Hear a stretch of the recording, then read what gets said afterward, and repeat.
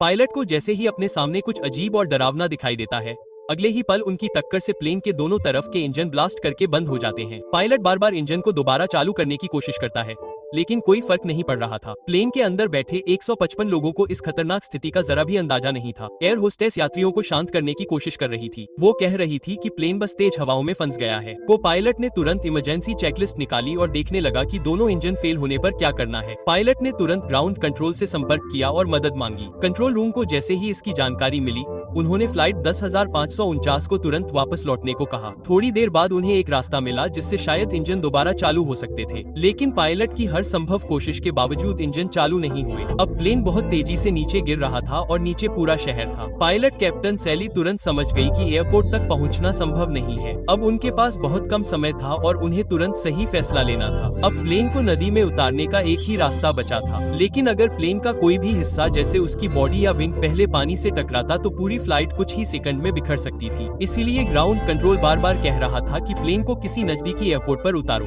लेकिन सी को साफ पता था कि अब एयरपोर्ट पहुंचने में ज्यादा समय नहीं बचा है। और तभी फ्लाइट का सिग्नल रडार से गायब हो गया। अब प्लेन जमीन से सिर्फ 500 मीटर ऊपर था। पायलट ने तुरंत केबिन में इमरजेंसी लैंडिंग का अलर्ट भेजा। एयर होस्टेस ने सभी यात्रियों को बताया कि उन्हें अपनी सीट पर कैसे बैठना है और लैंडिंग के झटके के लिए खुद को कैसे तैयार करना है। जैसे ही सभी तैयार हो गए, पायलट ने कंट्रोल को कसकर पकड़ लिया और अपने पूरे अनुभव और ताकत के साथ प्लेन को नीचे लाने की कोशिश की। फिर पायलट सुली के अद्भुत कौशल की बदौलत प्लेन हडसन नदी में बिल्कुल संतुलित होकर उतरा। प्लेन का ढांचा बरकरार था, लेकिन खतरा अभी पूरी तरह से टला नहीं था। प्लेन के अंदर बहुत ठंडा पानी तेजी से भरने लगा था। कैप्टन सैली खुद केबिन में आए और हर यात्री को लाइफ जैकेट पहनने को कहा। उन्होंने कहा कि सभी को जल्दी से बाहर निकलना होगा। एयर होस्टेस ने इमरजेंसी दरवाजे खोले और स्लाइडिंग स्लाइड्स को बाहर निकाला। कुछ यात्री खिड़की से बाहर निकलकर सीधे प्लेन के विंग पर चढ़ गए। सभी, चाहे वे यात्री हो या क्रू मेंबर, शांति से एक एक करके प्लेन से बाहर निकल गए, लेकिन बाहर का मौसम बहुत ठंडा था। तभी पास में मौजूद रेस्क्यू गार्ड टीम ने उन्हें देखा। धीरे धीरे सभी को पानी से बाहर निकाला जाने लगा। फ्लाइट अटेंडेंट आखिर तक प्लेन के अंदर रहे और बाहर निकलने वालों में सबसे आखिर में थे। उस समय तक केबिन में 1 मीटर तक पानी भर गया था। कैप्टन सैली अभी भी जांच कर रहे थे कि कोई यात्री पीछे तो नहीं रह गया। उनके लिए दूसरों की जान पहले थी। फिर वे जरूरी दस्तावेजों के साथ प्लेन से बाहर निकले। सिर्फ 20 मिनट में 155 यात्रियों और पूरे क्रू को बचा लिया गया और बट हेड से लेकर रिवर लैंडिंग तक की यह पूरी घटना सिर्फ 28 सेकंड में हुई।